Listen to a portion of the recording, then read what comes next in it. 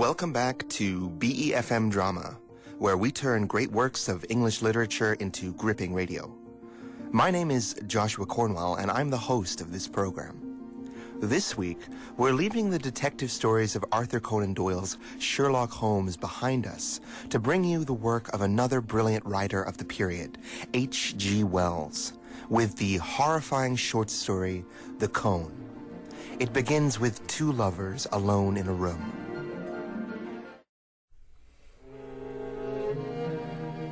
The night was hot and overcast, the sky red, rimmed with the lingering sunset of midsummer. They sat at the open window, trying to fancy the air was fresher there. The trees and shrubs of the garden stood stiff and dark. Beyond, in the roadway, a gas lamp burnt, bright orange against the hazy blue of the evening. Farther were the three lights of the railway signal against a lowering sky. The man and woman spoke to one another in low tones. The man spoke nervously. He does not suspect? Not he. He thinks of nothing but the works and the prices of fuel. He has no imagination, no poetry. None of these men of iron have. They have no hearts. He has not. She turned her discontented face towards the window. The distant sound of roaring and rushing grew nearer and grew in volume. The house quivered as the train passed, its lights suddenly extinguished one by one as a tunnel seemed to swallow the train in one abrupt gulp. This country was all fresh and green and beautiful once, and now, down that way it is nothing but pot banks and chimneys belching fire and dust into the face of heaven. But what does it matter? An end comes to all this cruelty. Tomorrow. Tomorrow. He put his hand on hers. Dear. She turned with a start, and their eyes searched one another's. My dear one, it seems so strange that you should have come into my life like this, to open... To open? All this wonderful world, this world of love to me. Suddenly the door clicked open and closed. The men and woman flinched violently. They turned their heads. In the shadow of the room stood a great shadowy figure, silent. They saw his face dimly in the half-light, with unexpressive dark patches under the heavy brows. Every muscle in the man's body suddenly became tense. When could the door have opened? What had he heard? Had he heard all? What had he seen? A tumult of questions. The newcomer's voice came at last, after a pause that seemed interminable. Well? The man at the window gripped the sill with one hand. His voice was unsteady. I was afraid I had missed you, Horrocks. The clumsy figure of Horrocks came forward out of the shadow. For a moment he stood above them. The woman's heart was cold within her, but she spoke in a voice that never quivered. I told Mr. Rort it was just possible you might come back. Horrocks sat down abruptly in a chair. His big hands were clenched. There was fire in his eyes under the shadow of his brows. He was trying to get his breath. His eyes went from the woman he had trusted to the friend he had trusted, and then back to the woman. For a moment, all three half understood one another, yet none dared say a word to ease the pent-up tension that choked them. It was the husband's voice that broke the silence at last. He spoke to Raut. You wanted to see me? Raut resolved to lie to the last possible moment. I came to see you. Yes. You promised to show me some beautiful effects of moonlight and smoke. I promised to show you some beautiful effects of moonlight and smoke. And I thought I might catch you tonight before you went down to the ironworks and go with you. There was another pause. Did the man mean to take things calmly?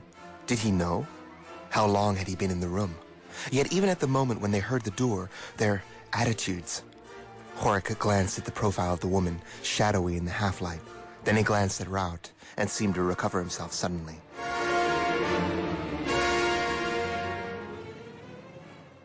Of course, I promised to show you the ironworks under the proper dramatic conditions. It's odd how I could have forgotten. If I am troubling you... A new light had suddenly come into the sultry gloom of Horrocks' eyes.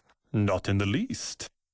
The woman turned to her husband and spoke for the first time, her confidence creeping back, but her voice a half note too high.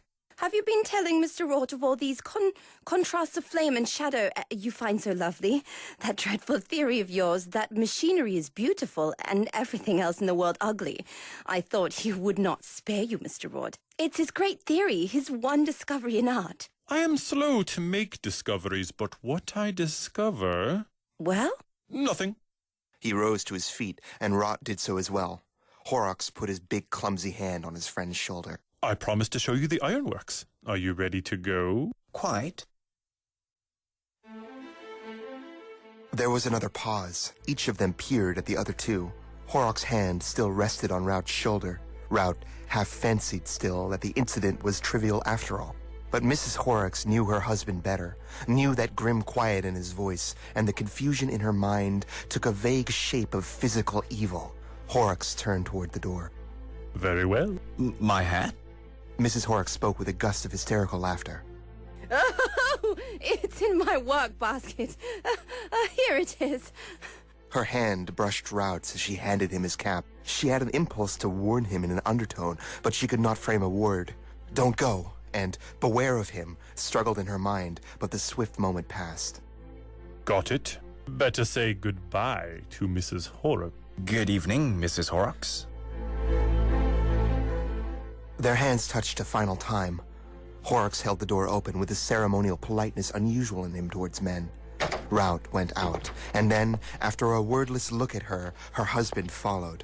She stood motionless while Rout's light footfall and her husband's heavy tread, like bass and treble, passed down the passage together. The front door slammed heavily. She went to the window, moving slowly, and stood watching, leaning forward. The two men appeared for a moment at the gateway. The lamplight fell for a moment on their faces, showing only unmeaning pale patches, telling nothing of what she feared.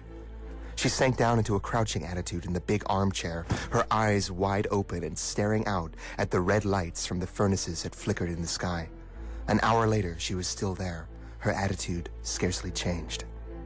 The oppressive stillness of the evening weighed heavily upon Rout. The men went side by side down the road in silence. A blue haze, half dust, half mist, touched the long valley with mystery. Out of the dimness, clear and slender against the evening sky, rose a multitude of tall chimneys, many of them reeking, a few smokeless. Near at hand was the railway, where the half-invisible trains shunted, a steady puffing and rumbling. Between the railway and the dark mass of low hills beyond, dominating their whole view, colossal, inky black and crowned with smoke and fitful flames, stood the great cylinders of the Jeddah Company blast furnaces, the central structure of the ironworks of which Horrocks was the manager. They stood heavy and threatening, full of incessant flames and seething molten iron. The rolling mills rattled at their feet, and the steam hammer beat heavily and splashed the white iron sparks. Even as they looked, a load of fuel was shot into one of the giant furnaces, and the red flames gleamed out, and a confusion of smoke and black dust came boiling upwards out of the cylinder toward the sky.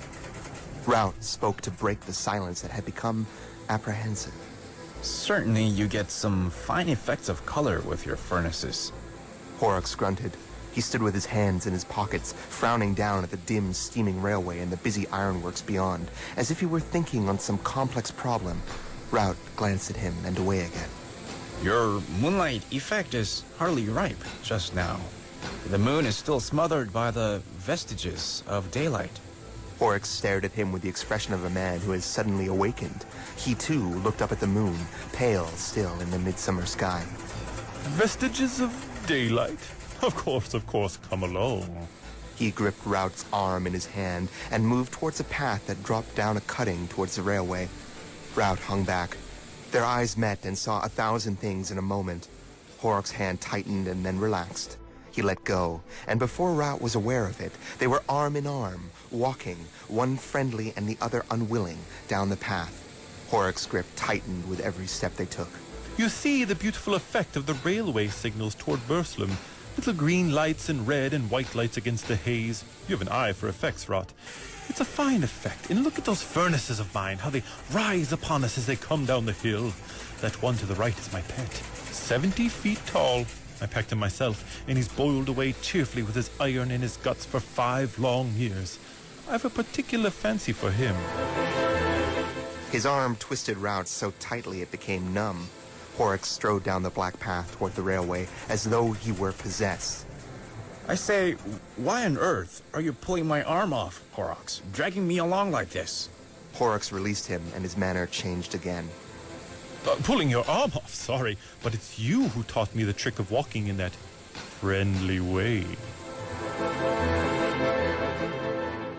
They stood now near the bottom of the hill, close to the fence that bordered the railway. The ironworks had grown larger and spread out with their approach. They were looking up at the blast furnaces now instead of down at them. Before them, by the stile, rose a notice board, bearing, still dimly visible, the words, "Beware of the trains," half hidden by splashes of coaly mud.